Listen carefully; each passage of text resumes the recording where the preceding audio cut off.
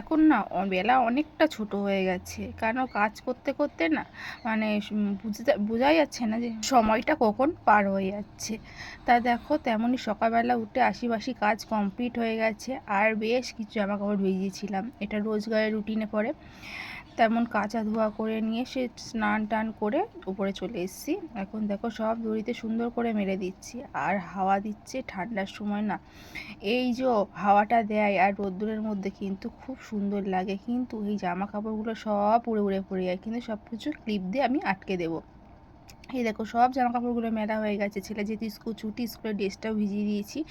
আর ছেলের বাবারও অনেক জামা প্যান্ট আর অনেকগুলো কাছে দিয়ে, কিন্তু গরমের সময় যা যা জামা কাপড় লাগে তার ডবলের ডবল কিন্তু শীতের সময় লাগে। কারণ শীতের সময় বডি লোশন এটা সেটা মাখা হয়, আর জিনিসপত্র খুব নোংরাও হয়। যাই হোক, মাথাটা আসলে চুলটা উঁচু করে বেঁধে নিলাম। এখন রান্না বান্নার কাজকর্ম কিছুই তো হয়নি, আর মাথায় যে পরিমাণে চুল উঠছে কি আর বলবো।